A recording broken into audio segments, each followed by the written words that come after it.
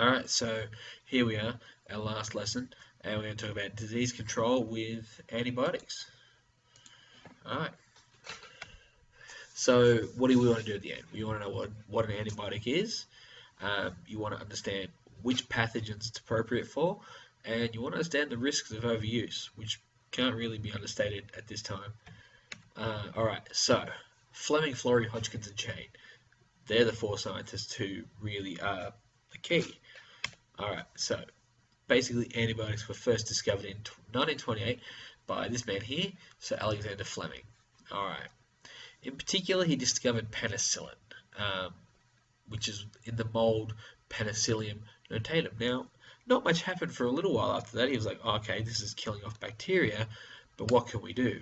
Well, Fleming, while he discovered it, this guy here, Howard Florey, Sir Howard Florey, Australian scientist, Nobel Prize winner, Dorothy Hodgkin, who I can only find one photo, which is on the next slide, and Ernst Boris Chain, this guy here, they made it a useful product. Before these guys, it was a novelty, it was very interesting, but not much could be done with it.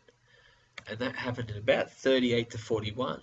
By the time 1941 had rolled around, when the Second World War is underway, they've found a way to make it a product with penicillin, to make penicillin on a commercial level, and this means they could ship it to the troops, they could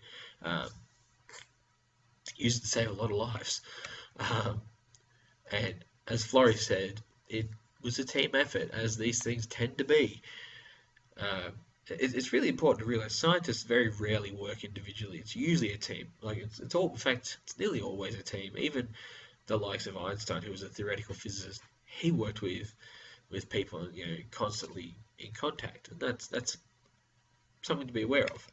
Okay, so by 1945 it was produced on an industrial scale and was being utilized by the Allies in World War II. Alright. It's estimated to save the lives of about 15 to 20% of Allied troops. And if you listen to the ways they tried to control diseases, in particular the First World War, and I guess in the Second World War, right at this point, it's awful. Some of the stuff's really horrendous. Okay, so antibiotics. Basically, they're chemicals that selectively kill off bacteria. Or actually, while we're at it, we'll go through what these people did. Boris Chain, we very rarely hear about him, and he was a chemist, and he worked out the chemical properties of penicillin, the chemical structure. And Dorothy Hodgkins was a radiocrystallographer, and she worked out the physical structure of it. She worked out the shape of the molecule and what it looked like, which is pretty important. So antibiotics. Antibiotics are chemicals that selectively kill off certain bacteria. Okay, they do this by inhibiting the metabolism or cellular chemistry of the bacteria, and that's what kills it. So you've got two types. You've got broad spectrum, which covers a broad range of pathogens. Okay, so it's useful against a lot. You don't need a specific diagnosis as such. You can just go, all right, boom, it's this family, have this. Unfortunately, it also kills beneficial bacteria. So the bacteria that you need to live, it will kill those off, and that can make you sicker. It can cause all sorts of stomach problems, and it leaves room for pathogens to come in. So when you're finished, you're vulnerable to pathogens coming in and taking up that real estate, that space in your digestive tract or body that's left there. Narrow spectrum, all right? So very specific families, and each one kills a certain group of bacteria. Penicillin, by the way, is a narrow spectrum antibiotic. Okay, so the advantage, it keeps your beneficial bacteria alive, or most of it, won't hit everything. The time taken to diagnose, though, that can be a disadvantage and can cause more serious problems. Alright, the big problem with antibiotics, though, is they are very rapidly becoming less and less useful. Like I think the average is, for every new antibiotic that reaches the market, it's useful for less than a year. Whereas when penicillin first came out, there was decades that it was useful for. So they're getting less and less useful as they go along. And there's a reason. Evolution. Because evolution is why it's stopping to work. Basically, some bacteria are genetically resistant to each antibiotic.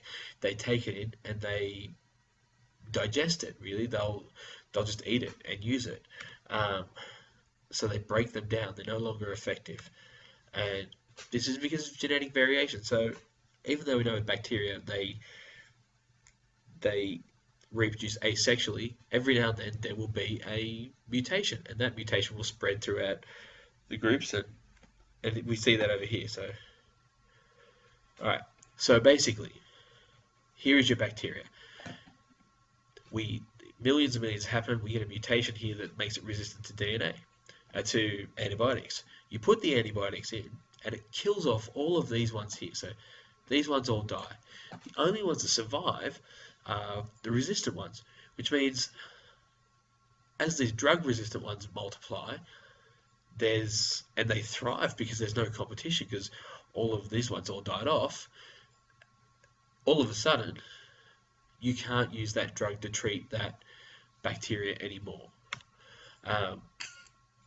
If you don't take your full course of medication, you might not get perfectly resistant ones, but you'll get the ones which were harder to kill. And then, so the next time you try and use that medication, you'll have to kill you only have harder to kill ones left. So they might not be perfectly resistant, but they will be harder to take out. All right, so that's antibiotics. That's why we should be careful with them. And yeah, see you in class. Actually, I just need to add one more thing. These here are what we call antibiotic discs, and here we see a disc with an antibiotic that is not effective to this bacteria at all. This like filmy stuff is bacteria, and here we see an antibiotic that's actually quite effective and has killed off this large range of bacteria. The bacteria can't get near it. Okay, and we're going to try and model that in class and see what we come up with. All right, now, see you in class.